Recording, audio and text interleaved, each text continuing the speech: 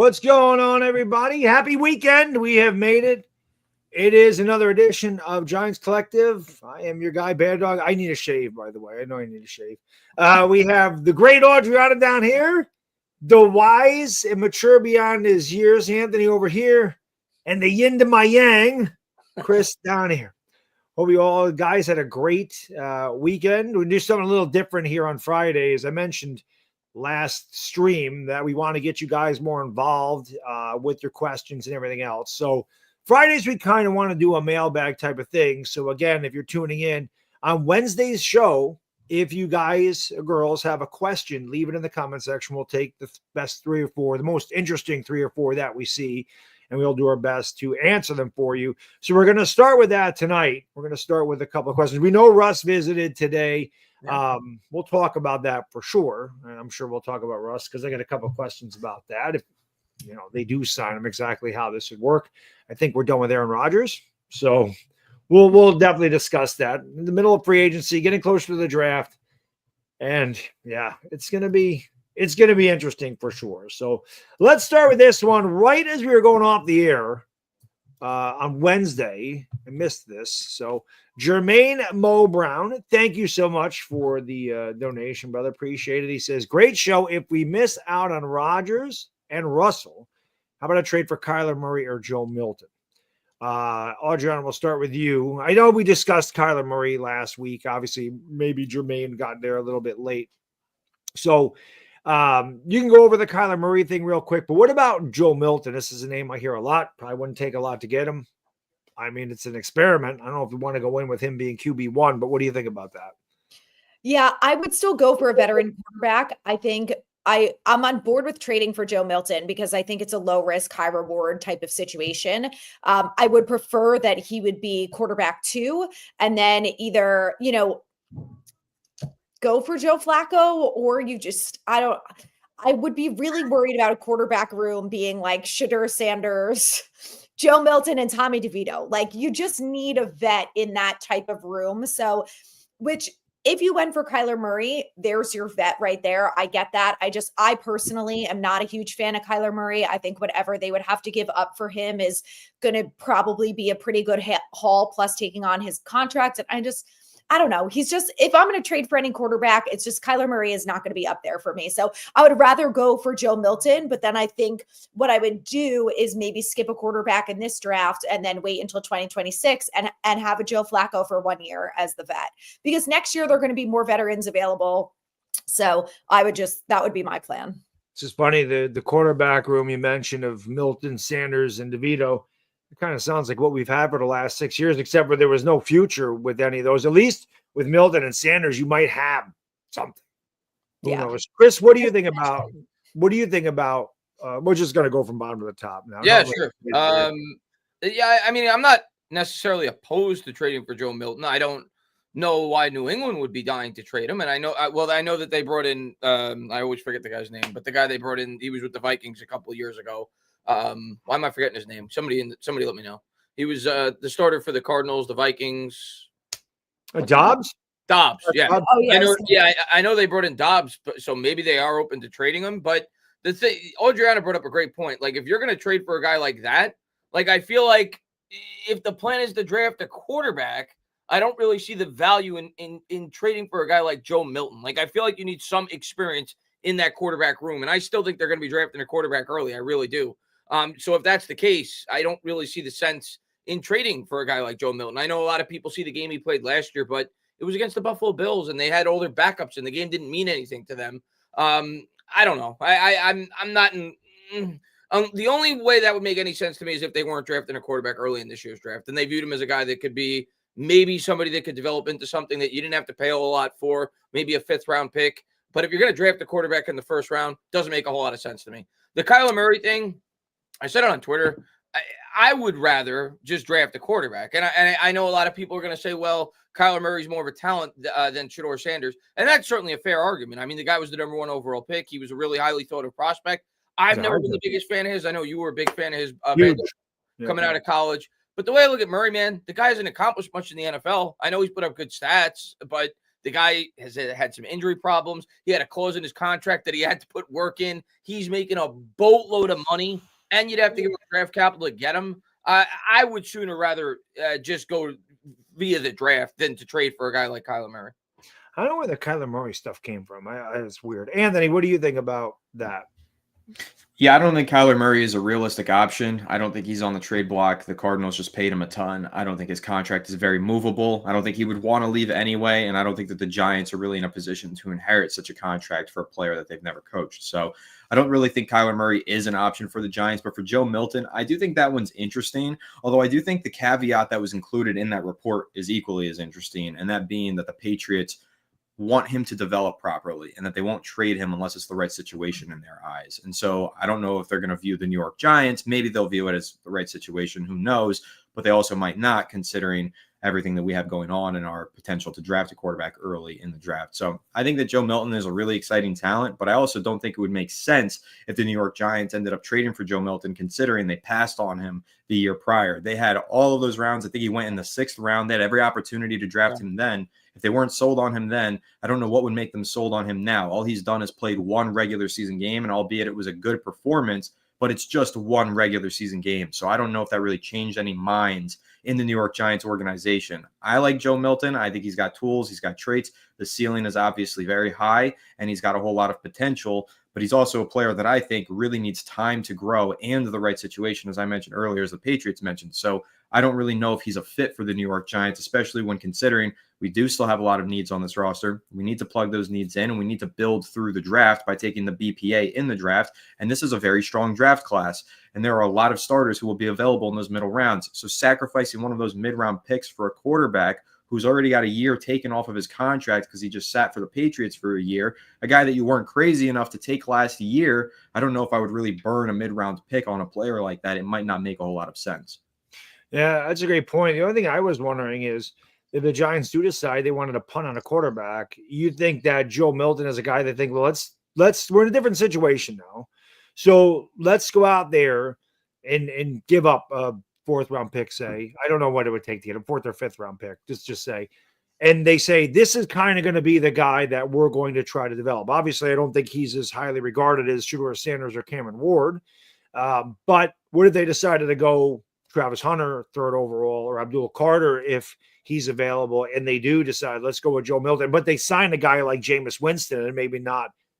I'm going to pass. Aaron Rodgers ain't going to be a Giant. I've just kind of succumbed to that fact. So it'd be interesting, but you're right, Anthony. If they really were enamored of him, you'd think they would have taken him last year. But then again, draft picks are draft picks, right? This is a different draft, but who knows? It's just weird. When I asked Adriana that question at the beginning, just her reaction of, it's like, could we just figure the quarterback spot out? My God, we're in the middle of March. We don't know who the hell our quarterback is still. It is extremely frustrating. Yeah. But thank you for the donation, Jermaine. Appreciate it. Move on to the next one. This guy, I know these are small, but my eyes are good, so don't worry about it. This comes from Lloyd Goldstein. Lloyd's been following us for a while. He says, thoughts on Jackson Dart? I don't think he'd make it to our 2nd round pick at 34. If Ward is gone, I would trade down for extra picks and pick Dart as our quarterback. We need impact players, and with more early picks, you have a chance to improve your team with multiple players. Chris, we'll start with you this time because I'm just going from bottom to top. So what do you think about that? I know you are a guy that says if the Giants love a quarterback, you take them wherever you pick. So what do you think about that? Yeah, that's just my mindset on the quarterback position. And maybe they won't love a quarterback. And in a scenario like that, this makes sense. You have the opportunity to take an elite player there, a non-quarterback like a Travis Hunter, like an Abdul Carter. One of them are certainly going to more than likely get to us if we don't take a quarterback with our first pick in a scenario where Joe Schoen is not enamored with Shedeur Sanders or Cam Ward and just can't rationalize taking him with that pick. A scenario like this makes sense. Now, me personally, I think they're going to take Shedeur Sanders or Cam Ward. I think they're going to end up with one of those two quarterbacks. I really, really, really, truly believe that. And we talk about this every year. My mindset on the quarterback position is if you like that quarterback, if you're willing to put that job on the line for the quarterback, just take him with your first pick. If you feel strongly enough to trade up to Jackson Dart to get into the 15 to 20 range, I don't believe in value at that position. It's the most important position on a football team. If he's your guy, you take him with that third pick when you're picking at the top of the draft. I don't think that you should look for value when it comes to the quarterback spot. So I've been pretty consistent on that since I've been on YouTube. Just if you like a quarterback, take him at 3, or even trade up to 1 if you're willing to put your job on the line for that guy. So I don't love that idea, but at the same time, I get this. I understand where fans are coming from when they say that, because they're like, you could get Abdul Carter. He could be a transcendent player off the edge, and you could still potentially get a decent to good starting quarterback in the NFL. But I don't love that idea. I'd rather just take the quarterback at 3 if you like one. And if you don't like one at 3, I would rather just continue to build the team and not trade up into the back end of the first round for Jackson Dart. Yeah, I was going to say, no matter what, the Giants will not take Jackson Dart at 34, because if he's there at 30 or 31 or 29, the Giants, and they want him, they're jumping up, because you're getting that 5th-year option, the quarterback. There's no way you don't sacrifice a 4th-round pick or whatever it would take to move up, 4 spots from there to get an extra year. There's no way they don't do that. So there's no way Jackson Dart is going to be picked by the Giants at 34, 29, 30, 31. That's very possible. That's if he gets past Pittsburgh. We don't know what Pittsburgh's doing. I have a feeling Pittsburgh, it would be in on Jackson Dart. I think they picked 20th or something, but I could see him going that high in the draft. I don't think the Giants would go from 34 to 20. You'd have to move up. You have to give up a lot for that. Like Anthony mentioned, we can't do it. Anthony, what do you think? We were talking a little bit before the show about Jackson Dart. What do you think about that? Would you trade back some spots to maybe like 17 to get Jackson Dart?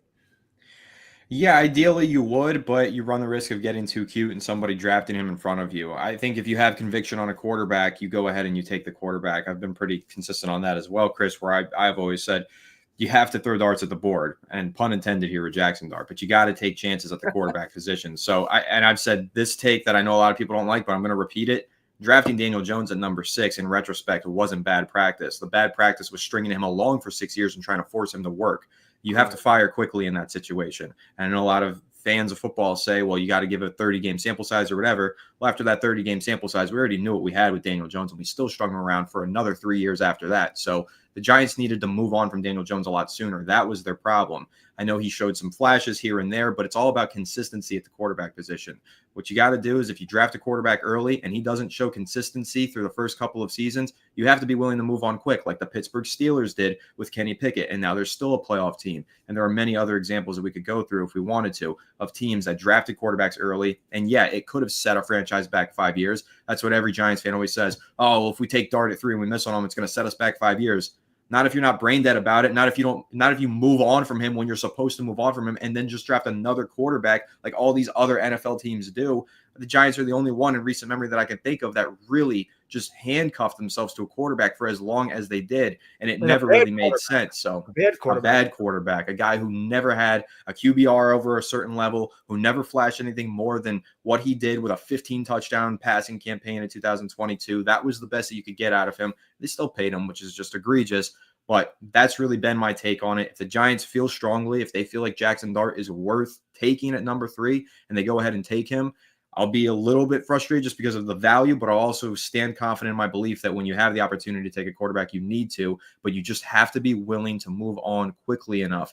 That's going to be my fear, though, is I don't know if John Mara and company are going to be willing to move on quickly enough, although I think that if they take Dart at 3 and things go off the rails, they would be forced to move on quickly enough because a new regime would come in and probably have a fresh set of eyes and probably move on from him anyway. But so I guess that kind of rounds it out. If they do take Dart at 3, it's not the greatest selection. It is definitely a reach, but for a quarterback position, I kind of agree with Chris. There is really no reaching for a quarterback because if you hit on it and you get a franchise quarterback, it really doesn't matter where you drafted him at all.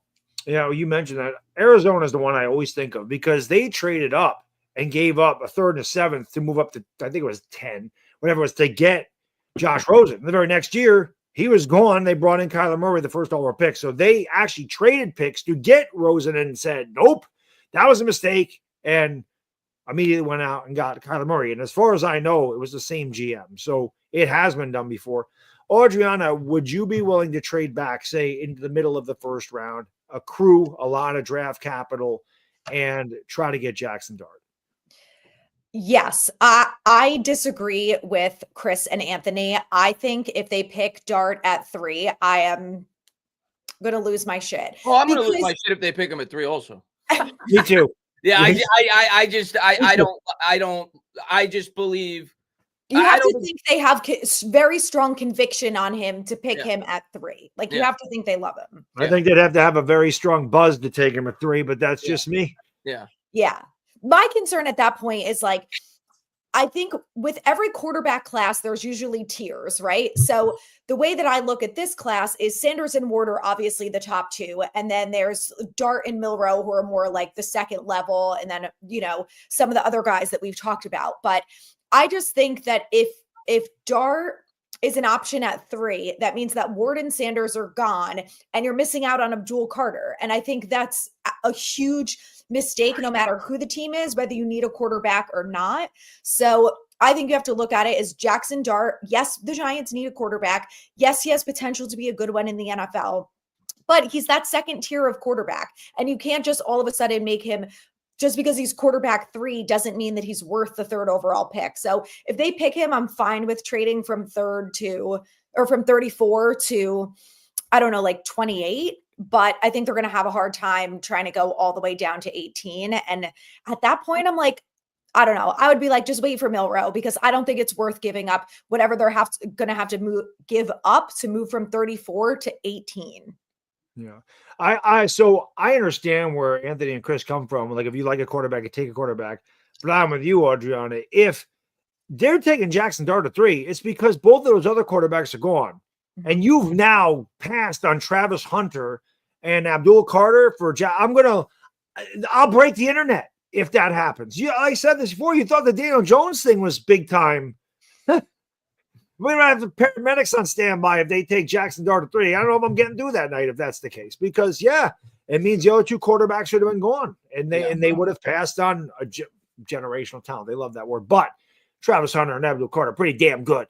Probably the best 2 players in the draft. There's no way. When I said what I said was taking Shedeur Sanders at 3. There is no way in hell I'm going to be content or happy if they take Jackson Dart at 3. I think it would be comparable, like you said, to the Daniel Jones pick. It might even be worse. Yeah. So because the level of players, as much as I like Josh Allen, these guys' prospects are even better prospects than Josh Allen was. The pass Josh Hines Allen to be.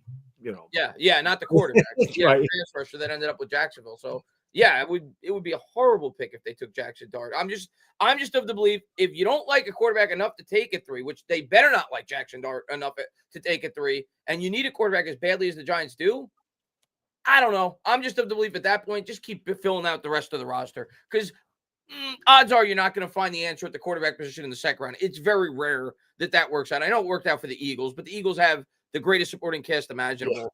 Yeah, I feel like the Giants at that point just keep building out the roster if they're not going to take a quarterback at 3. Got to get one somewhere. Yeah. This one comes from Ron Lewis Rogers. He says, question for Friday: how about switching first-round picks with the Saints and getting Carr back in a trade, or a third-rounder straight up for Carr? Better than most quarterbacks available, younger, and he's finally found out how to play. His first 4 games last season were awesome. Crappy contract with beggars, can't be choosy. They might switch first rounders to give them a chance at Sanders, and we would still get a pick in the top 10 this year. Hell, maybe get another pick to boot. So, Anthony, we'll start with you. Is that something you could see happening? Would you be on board with trading a third rounder straight up for Derek Carr, making a trade with the Saints and moving down and getting Derek Carr and then taking another player?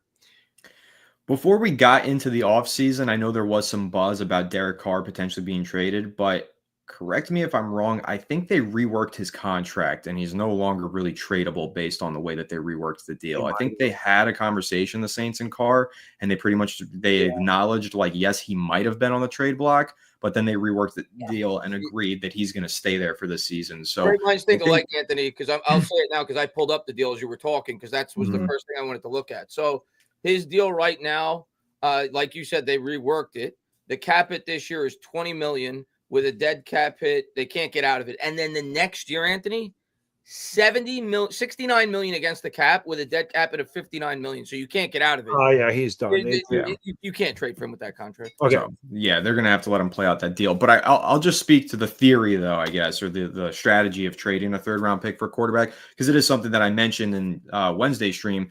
They have the extra third round pick, number 99 overall now. It's a top 100 pick. Top 100 picks are coveted in the NFL. sure, they could end up trading a 3rd-round pick for a quarterback. It won't be Derek Carr, as we kind of just figured out there. But if a Kirk Cousins shakes free on the trade block, I could see that being an option. Outside of that, I don't know who the other options would be. I don't think there's too many out there, but it would make sense considering Joe Shane's strategy in years past. As I've mentioned, obviously traded. He had 2 3rd-round picks in 2023, sent one of them for Darren Waller. He had 2 seconds in 2024, sent one of them for Brian Burns. Now he has 2 thirds. I'm waiting to see if he trades one of those for quarterback or right guard or some other position of need for the New York Giants. So to the theory, trading a 3rd for a quarterback straight up, I think it makes sense because it gives you some stability at this position. Really only makes sense if you miss out on Russell Wilson and Aaron Rodgers. I would much rather sign a quarterback without having to give up draft capital. But also at the same point, if you're going to ship a 3rd for a bridge quarterback, then you probably just might as well sign Joe Flacco and call it a day. Right. You guys have anything to add to that? No. That No. contract is brutal. Yeah, We'll move on. I didn't realize he got reworked either. But we kind of talked about that last week though. we About, did with other 2 days ago quarterbacks. about having the extra 3rd-round pick, Yeah. and I think that, like Anthony said, I think that's a possibility, just not for Derek Carr. Yeah. Yeah.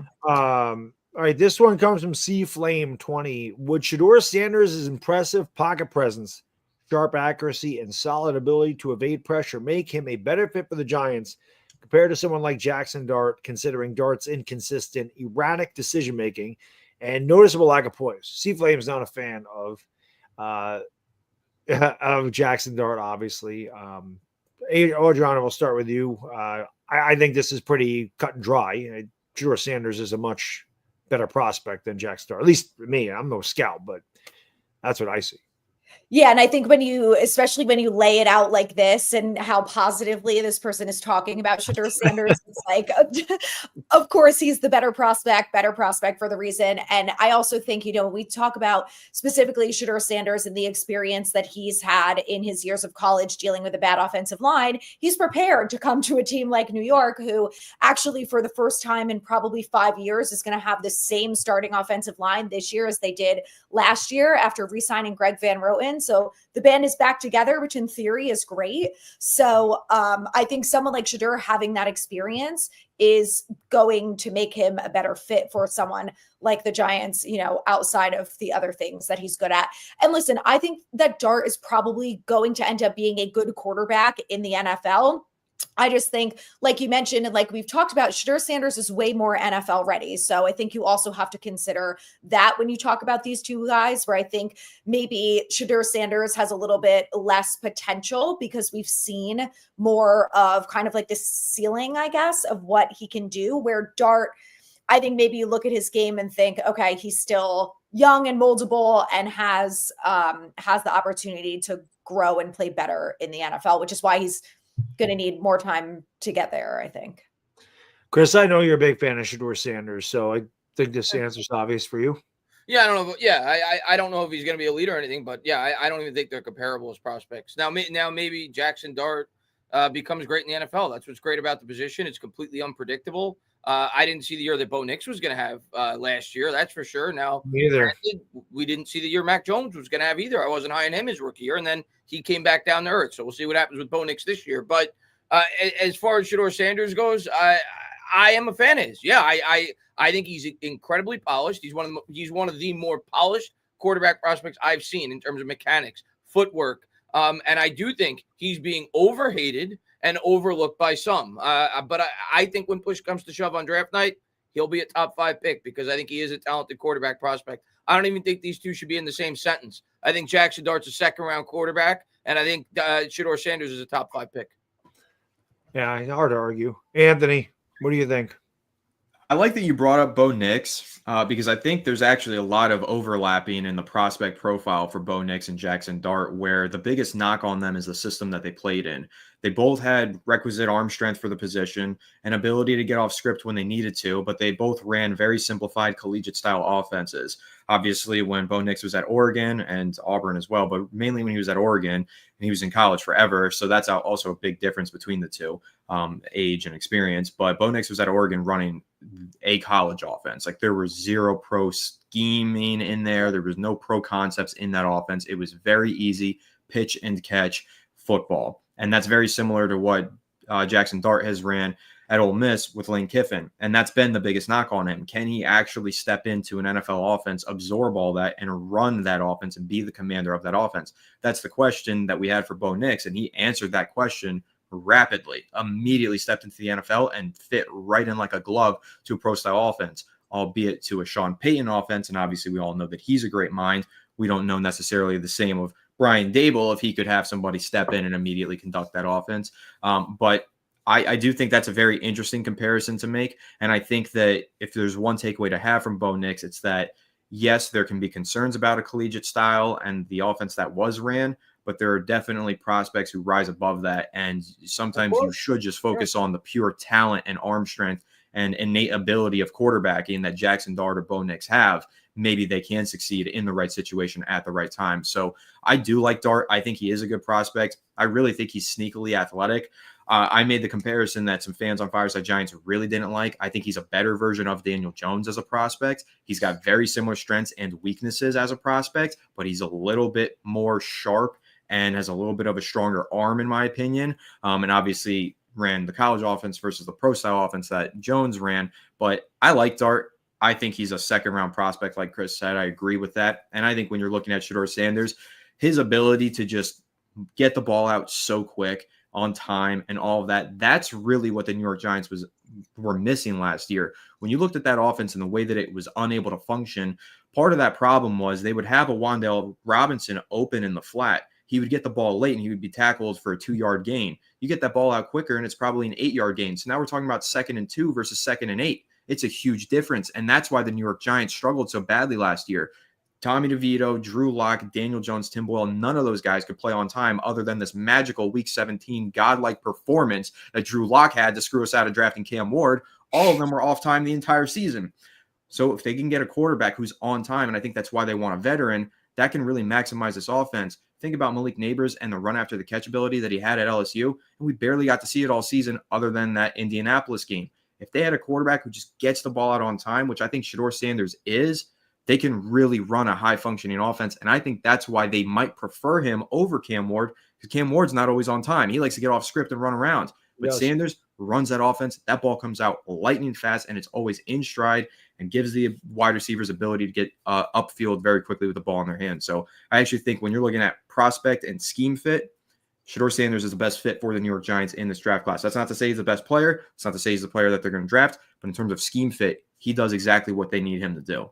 You made a great point. This is something I bring up a lot. And talent obviously means a world in the NFL. However, it is about the system you go into, man. Some quarterbacks have a ton of talent, but they end up in the wrong system, and they can't function in that system. They have a bad team around them because, I'm sorry, there's no way you're going to tell me Jalen Hurts is more talented than a guy like Caleb Williams. But that doesn't necessarily mean that Caleb Williams will be more successful in the NFL than a guy like Jalen Hurts, just for the simple fact that they're able to run the offense that's there for them to run, and it's not complex. The other thing that you mentioned, Anthony, I screamed about this for years about Daniel Jones because I always thought Daniel Jones had talent. He was big. His arm strength's not as bad as people thought. He could run. He did things. He had good size. He's 6'5".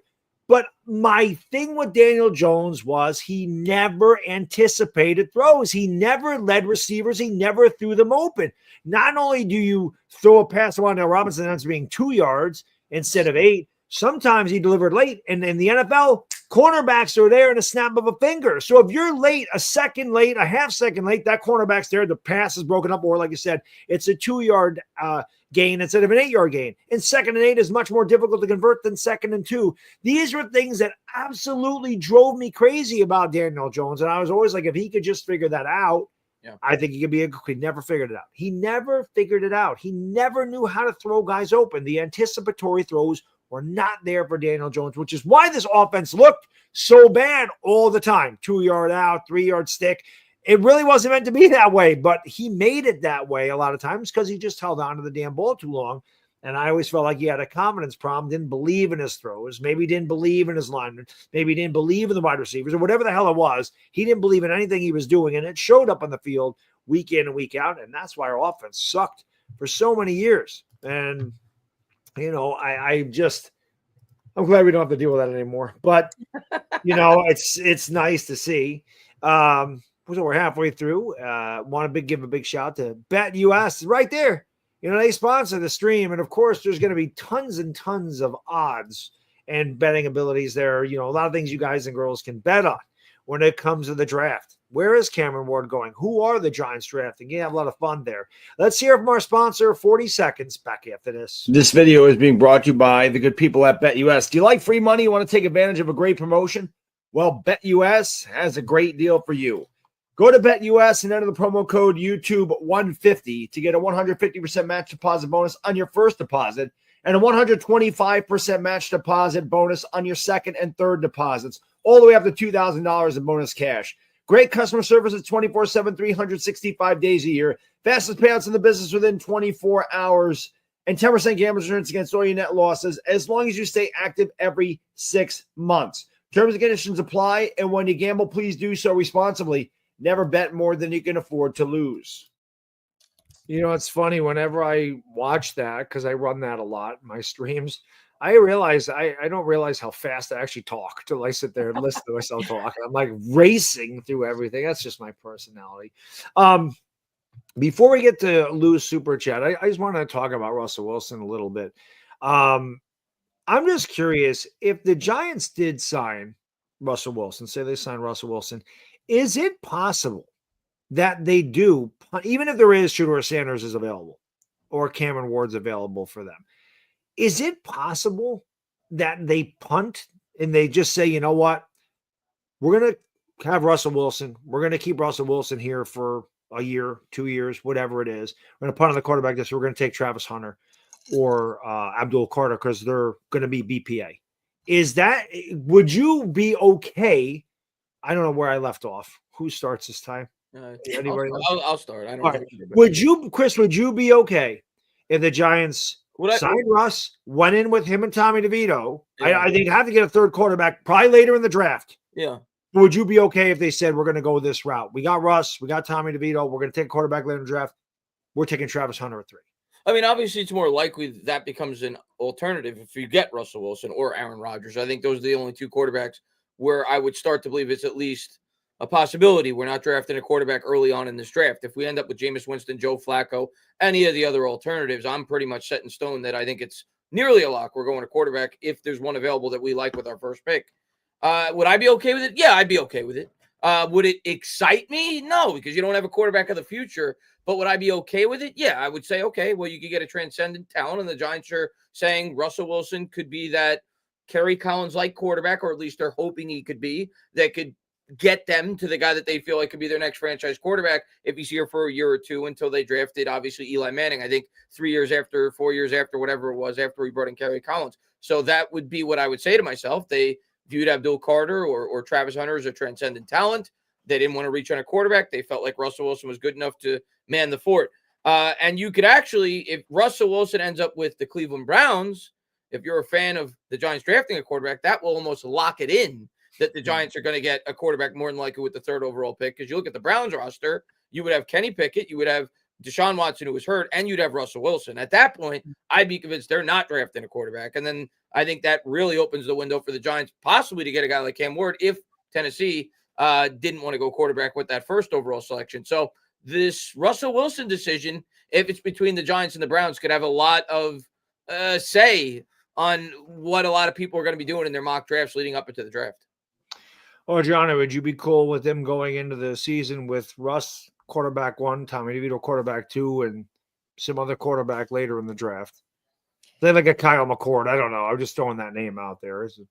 Yeah, I mean, if they can get Abdul Carter at 3, then I am all on board. They can do whatever they want with the quarterback position because I'll just feel like whatever. They're going to be a backup anyway. So then we can get a real quarterback in 2026. And I'm looking at this season as like, it is what it is. I don't think they're going to be that good. Although the more we talk about some of the free agent moves that they made and the fact that they have the same offensive line, I'm like, I don't know. Can I get on board that like maybe we are a quarterback away from like being competitive? I don't mean being like a Super Bowl team. Not embarrassing.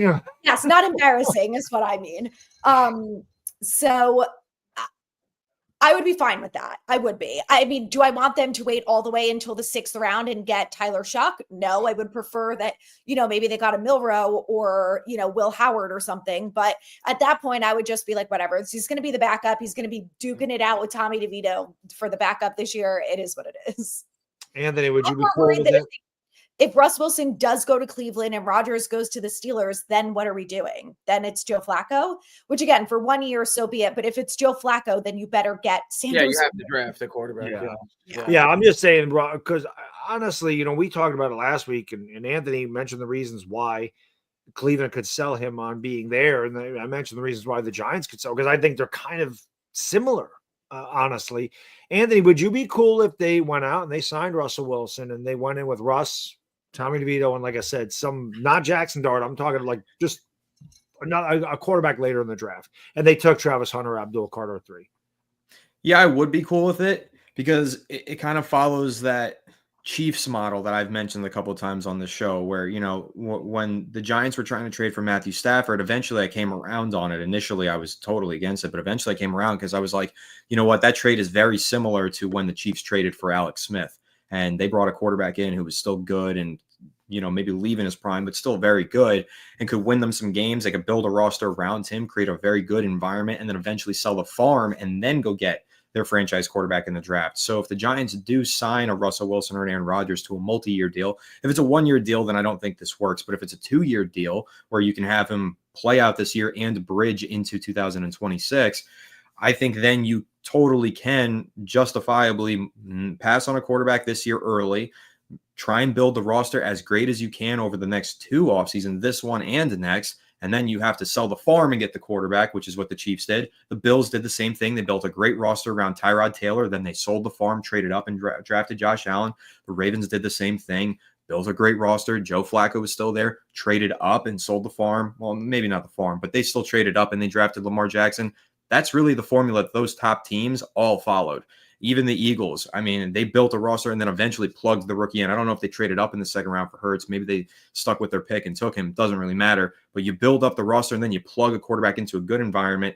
That works more often than the rare instances that we get a CJ Stroud or a Jaden Daniels drafted early who just turns the franchise around. How often have we seen them, teams try and do that with a quarterback like Daniel Jones at 6 or like Bryce Young at 1 or Trevor Lawrence at 1?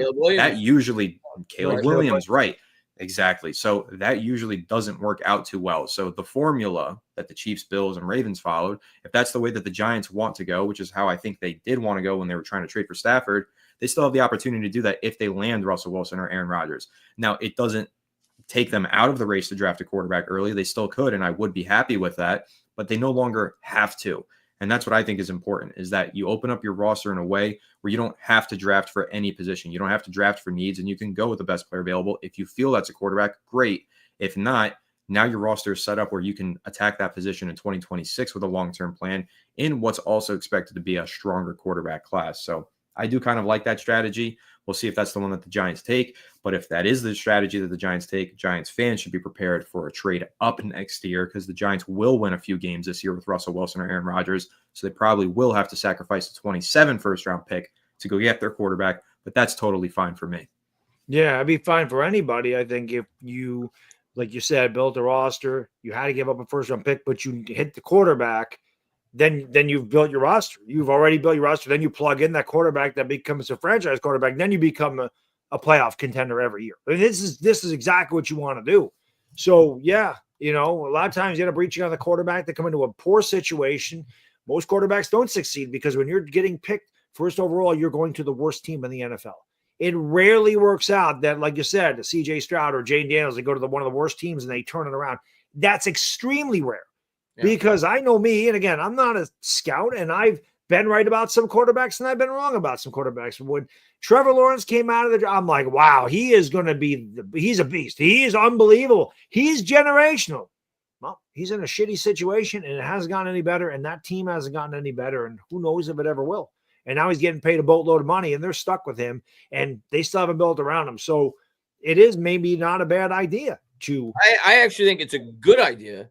I actually probably think it's the best idea, but I have always been of the mindset that Joe Shane is going to think he needs to draft a quarterback to be able to sell Hope to retain his job. And I hope that's not the case, because I actually am not against this idea. I would love to get Abdul Carter or Travis Hunter. I would have hope. I'd have hope if we got Abdul Carter. Yeah.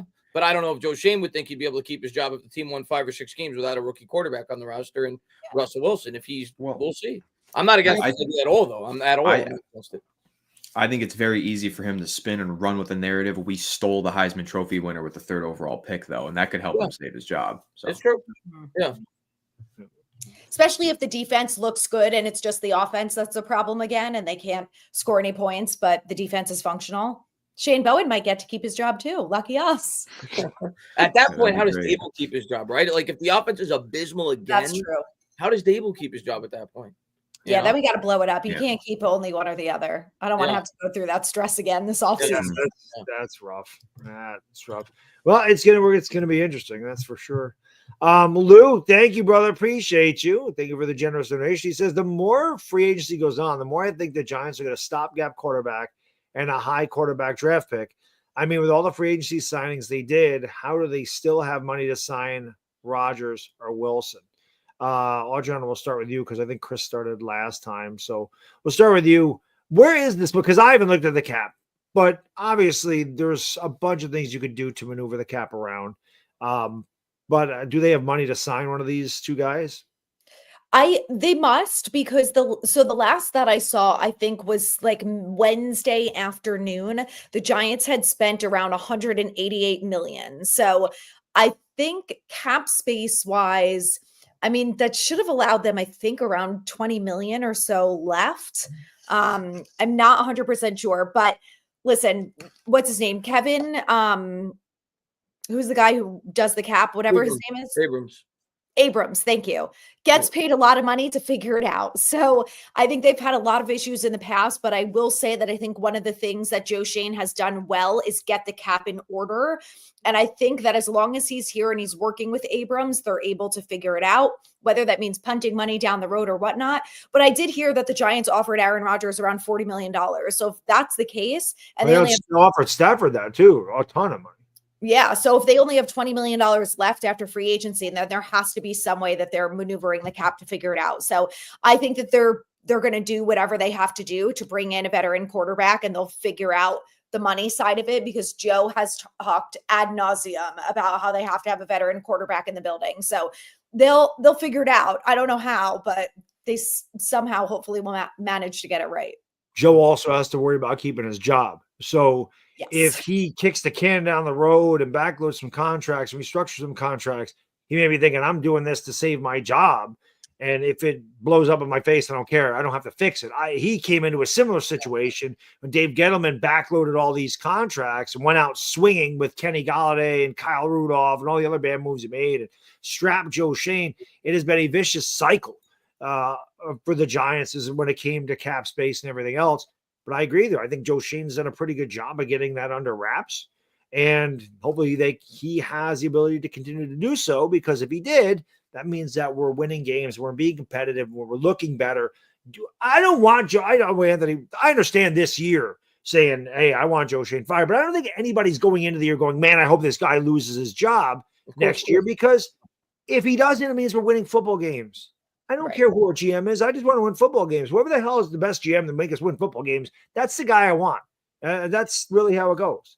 By the way, according to Over the Cap, the Giants have a little over $30 million left in cap space. And that's without, and they have a lot of options to create more cap space if they wanted to. You look at the Dexter Lawrence contract, the Andrew Thomas contract, the Brian Burns contract. They could easily reallocate some of that money if they wanted to free up cap. And the way the salary cap is fluid. Like, you could always maneuver money with. I don't even know if the details have come out yet on these the big signings that they've made thus far this offseason. But you could always structure those deals in a way where, if it's $20 million on average against the cap, the first year it could be $7 million, and you could maneuver it around. So I said that going into free agency. I thought that Shane was going to be aggressive, and he has been. I wasn't concerned with the fact that they didn't have a ton of cap space, because there's always ways that you can maneuver the cap. And I think the best thing thus far about the free agency period for the Giants, and I think it was a very reasonable fear by Giants fans, that he was going to damage the future to try to save his ass this year. None of these deals are going to be debilitating. They're all 3-year deals. They're deals that you could get out of after 2 years. So I think he kind of was able to match both. He didn't like significantly damage the future of this team if he does get fired after this year, and he was able to help the president as well. So I think he did a good job managing the cap and the types of deals that he signed this offseason thus far. Anthony, where are they getting the money from for this stuff? Is it because they're maneuvering cap space around? And I know they have things where they have incentives, signing bonuses. I'm not a capologist. I love numbers, but I have no idea how the hell the cap works when it comes to that stuff. So you would know better than me. How are they finding this money? Because I think we talked about this, and you mentioned they went into this year with or into the free agency with $30 to $35 million, and they still have it after all these signings.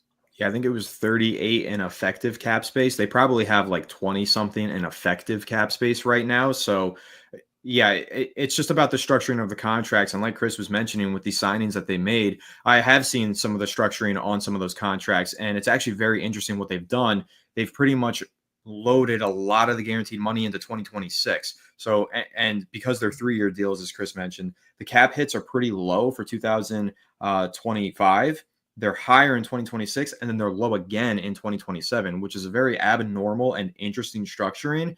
It really opens things up where if the Giants want to get out of these deals, they easily can after next season and move on from these guys. Or it also opens them up to restructure those deals next offseason and move them basically. So let's say Javon Holland through 2 years is playing great. Okay, restructure him, and now you have him for that third year. But let's say that maybe Paulson Adebo wasn't playing great or was injured a lot. Okay, now you can just cut him after that second season. You don't have to move that money around. So it actually creates so much flexibility for them. And it's really smart because if you look at how much cap space the Giants entered this offseason with for next offseason, they had like unlimited money almost. They had like 160 million totally free next offseason. And that's because they've been drafting poorly. So they haven't been extending a lot of in-house talent. And when you have that happen, you get a lot of future cap space that you can use and spread out all of these contracts with. So they've done a really good job structuring these contracts. They haven't used void years on any of these deals, which is surprising, but also not because they are so cap healthy long-term. So I do criticize Joe Schoen. I don't want him to be fired at the end of this year, like you said, Bad Dog, because I want the Giants to win this year. And if they do, he won't get fired. But one thing that I'll praise him on, the structuring of these contracts, the Okereke contract as well.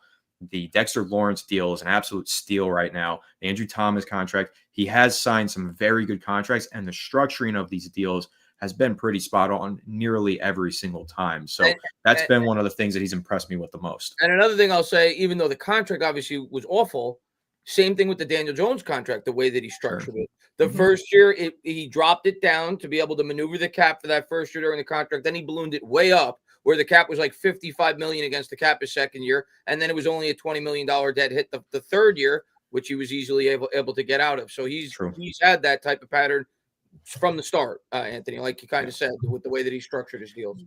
By the way, again, almost 400 people in here. We appreciate you hanging out with us on a Friday night in the middle of free agency. We are really close to 3,000 subscribers. We're like 20 away. So that is freaking amazing. If you haven't subscribed, hit the subscribe button. Turn the red button gray. It's free. It costs nothing. Hit the thumbs up, all that good stuff. And we're going to be with you right through the offseason and into the beginning of next season. And hopefully we have a great season to talk about. I cannot wait. And then if we have a really shitty season, well, I have 3 other people to share my misery with. So it's a win-win for all of us, without question. Jason, thank you, brother. He says, I guess that free agents won't sign with us narrative is dead. Yeah, that was coming out with 2 players in the prime wanted to play for us. I like our free agency so far. Anthony, I'll start with you. What did you think about that narrative? Because there was a narrative. Nobody wants to play for this organization. They suck. We're terrible. Nobody wants to play for the Giants. And yet Joe Schoen did a pretty good job in free agency. Let me find out the answer to this question, or let me answer this question rather when we find out who the quarterback is. If it's Russell Wilson, Aaron Rodgers, that's one thing. If it's Joe Flacco, that's another. So, those players that he signed are in their prime, and that is exciting. But if all of the quarterbacks are just like, nah, I want no part of that, I think that's the most telling thing. Because at one point, go ahead if you had something to say. No, I was just going to say, if Russell Wilson goes to Cleveland over us, then we got a problem. Exactly. Because I was going to say, because at one point, we know years ago, Russell Wilson really wanted to be a New York Giant. Yes. And that used to be the norm. Everybody wanted to be a New York Giant. Now nobody seemingly wants to be a New York Giant. Paulson Adebo and Javon Holland signing with us. That's fantastic. They want to be a New York Giant. But the quarterback position tells you everything that you need to know about an NFL franchise. And if not a single quarterback wants to throw under the Giants helmet, I think that tells you everything about the fact that the Giants, and I think we all agree, they still are a sinking ship. This still is a regime that has its back against the wall. They're standing on their last leg and they're trying to fight for their life. Reasonably, a quarterback might not want to walk into a situation where they're not only playing for their job, but for the jobs of everybody else. That's not exactly a comfortable situation. And for Cleveland, Stefanski and Andrew Berry probably have a little bit more job security over there than Brian Dable and Joe Schoen. So that might be why he ultimately chooses to go there and why Rodgers would go to Steelers as well, because obviously Tomlin has the ultimate job security, at least we think right now. NFL can always change, but I think that is something that would be really telling. It is a step in the right direction that there were some stars in their prime who came here, but at the same time, if the quarterbacks all say no to the Giants, I think that is cause for concern. It's a great point. Chris, anything to add? The one thing I wouldn't even like debate what he said, but the one thing I will say, I don't know if Russell Wilson signs with Cleveland instead of the Giants, necessarily he would view it as a better opportunity for him to win. He may view it as the better opportunity for him to play, based off the plans that these teams tell him. Like if the Cleveland Browns say, if we sign you, we're not drafting a quarterback, and the Giants tell him, if we sign you, we view you as a mentor for a guy like Shedeur Sanders that we plan on drafting, he may sign with the Browns because of that. So we don't, that may have something to do with it as well. But yeah, I get what Anthony's saying in terms of our quarterback's going to want to sign here. But the Giants' plan and Cleveland's plan could play into that as well in terms of where Russell Wilson may want to end up. Yeah. John, anything to add to that narrative? The only thing I'll say too is what Anthony was saying about worrying that it's a sinking ship. Listen, if you're Aaron Rodgers, you already got a GM and head coach fired, so why not come do it to the Giants?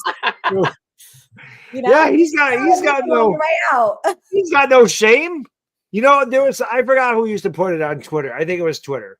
I would always see that little meme of Daniel Jones with the big sickle, the Grim Reaper thing, and all the coaches like heads on the ground, and just the next one was standing there. That's what I'm thinking of Aaron Rodgers now.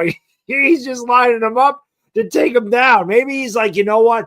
I hated what the Jets did to me so much. I want to go and I want to ruin it. We can't ruin this though. He can't ruin the Jets. He can't. We are already ruined. So right. That's the thing. But yeah, it's pretty funny. Maybe Aaron Rodgers wants to come in and kill us too. Who knows? Jason, thank you for the double up. Appreciate you. He says, I really think a decent veteran quarterback, we can win some games. Our roster isn't as bad as people make it seem. The NFL is a year-to-year league, in my opinion. Chris, you can start with that one. I tend to agree with this. I believe NFL is year-to-year. Injuries and a lot of things play a part. You look at our 2022 season, everything went right. You look at the last couple of years, everything went wrong. So what do you think? If it wasn't for the schedule, I think our schedule, and who knows? Like you said, it's a year-to-year league. Like if you would have looked at our 2022 schedule on paper before the year started, the Titans, I think, had the number 1 seed the year before in the AFC, right? I know they ended up only winning 7 games that year. The Ravens, of course, were thought to be a beast going in. The Packers were thought to be a beast going in. So if you looked at our schedule on paper before the year started, you probably would have thought it was going to end up being more challenging than it ended up being. But just looking at our schedule, even if Russell Wilson is good this year, if we end up getting him, which I think we will, it's very hard for me to convince myself that we can win more than 7 games. But you don't know. That's what's the beauty about the NFL. It's an uncertain league. You never know. I in 2022, I said no more than 7 wins, and we ended up winning 9. So that's the beauty of the NFL. I do think with the additions we've made on the defense, we're going to give ourselves chances to win games because I think we have a legitimate defense if we have competent quarterback play. And you would think that Russell Wilson would at least bring competent quarterback play. I don't know if he's going to bring great quarterback play. I'm not going to expect great quarterback play, but I don't think he's going to lose us football games. And if we have a really strong defense, which I think we potentially could, maybe we could surprise some teams this year. I don't think it's insane to think that, especially with another year with Neighbors. If you punt on the quarterback position, you get an immediate impact player like an Abdul Carter, like a Travis Hunter. It's not insane to think they could win 8 or 9 games. It's the NFL after all. It's a game of inches. Teams that are between 6 and 10 wins, the teams that get 10 wins a lot of times are just the team that got that extra 2 or 3 extra breaks. And the team that won 6 is the team that got a couple of bad breaks. So it's possible, but I'm going to set the bar a little bit lower. Even with an Aaron Rodgers or Russell Wilson, I'm not going to expect more than 6 or 7 wins. The schedule is just too hard, man. It's too brutal. Audrey, I'm gonna pose this a little bit different to you. How many games and Anthony, you can piggyback off this if you want to. How many games, and Chris, you can piggyback off them if you want to. Yeah, let's piggyback. How many games do you think Daniel Jones lost to Giants?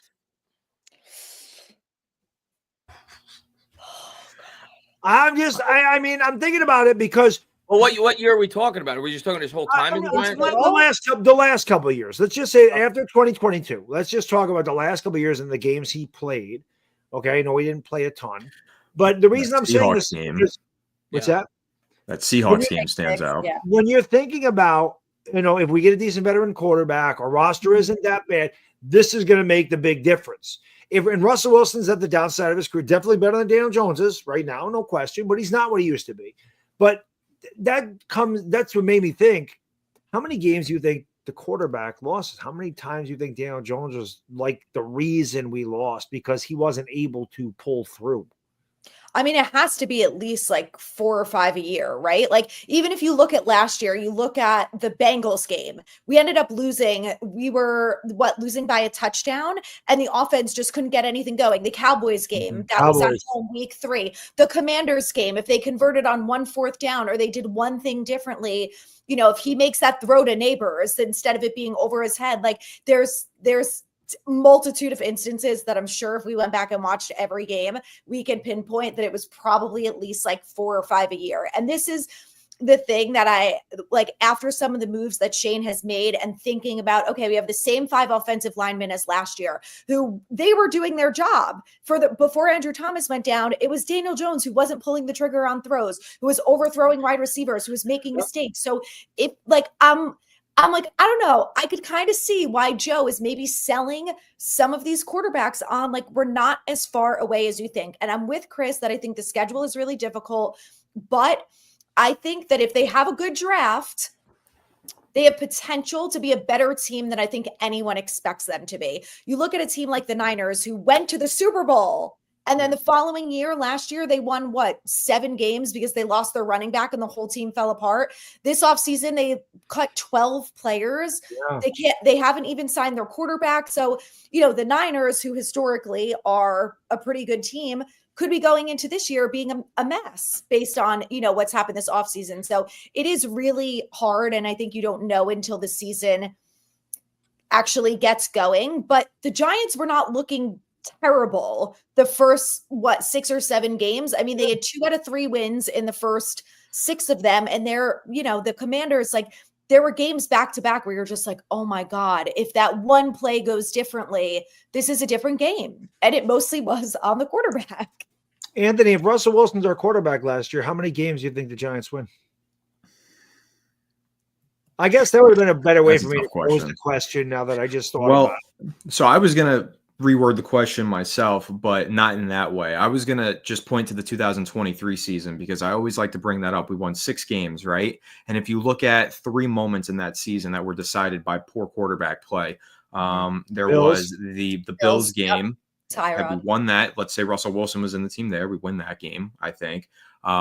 There was the end Jets of the Rams game with the failed 2-point conversion. So that's another one. That's 2 wins. And yeah, the Jets game as well. That's 3 wins. They're a 9-win team. They beat the Packers that year. They get the wild card spot over the Packers. So I did make the argument last offseason, you got to take the quarterback at number 6 no matter what, because this team is a quarterback away.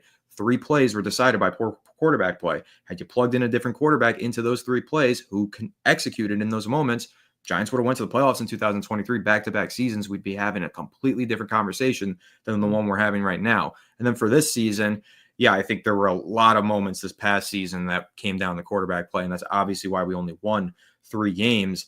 But it's tough to project how many of those games Russell Wilson would have won just because things got so haywire for the Giants this year. I feel like half the team quit. Half the team obviously got injured. I think half of those injuries were soft injuries that the guys just didn't want to play through in a lost season. So it's really tough to project. But no doubt, if you look at that 2023 season, quarterback play was all the difference. And that's not all to put it on Daniel Jones because he was injured in those 3 games that I mentioned. But in the games that he played, he obviously wasn't playing well anyway. But I really do think that whether it's Rodgers or Wilson, one of those 2 guys could elevate this offense quite a bit, maximize the potential of these other playmakers, execute in those key moments. And yeah, maybe we still only end up winning 5 games due to the schedule, but it is a year-to-year league. Maybe we do surprise like we did in 2022, win 9 games, go back to the playoffs, and then it's a totally different narrative. So yeah, anything is really possible. Chris, do you think that a guy like Russell Wilson can really lift this team up and make them competitive and surprise like we did in 2020? I know the schedule is brutal. I understand that. We play the 2 toughest conferences or divisions rather in the 3 because we play in our own division. Yeah. We have the NFC North and we have the AFC West. I don't think there's tougher divisions in football than those. So obviously the schedule looks tough. But again, we were in a lot of games last year and quarterback play sucked.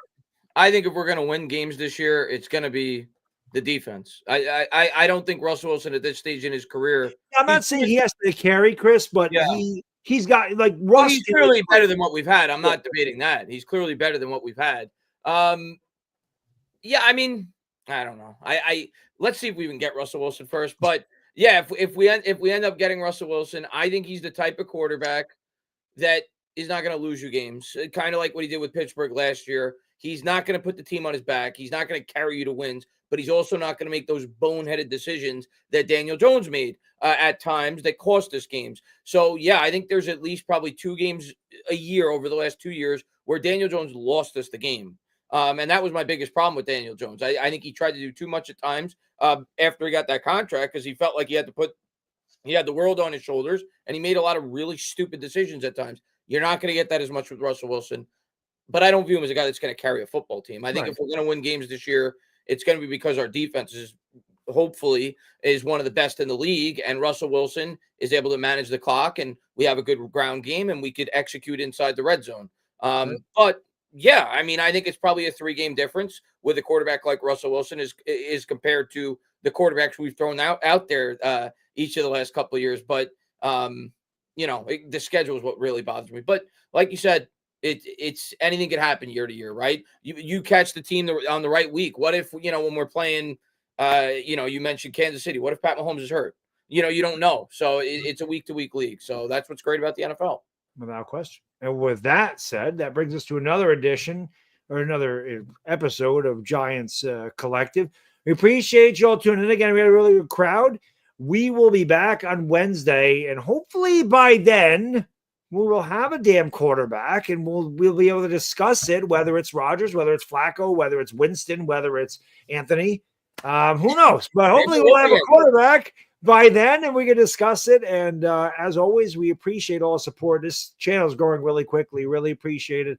We know the Giants are in a really bad state, but hopefully things are looking up, and we're going to find out very soon. The draft is right around the corner. So for Adriana, Anthony, and the entertainer, it is the Bad Diggy Dizzle. Enjoy the rest of your weekend, everybody. We'll see you on Wednesday, and we out.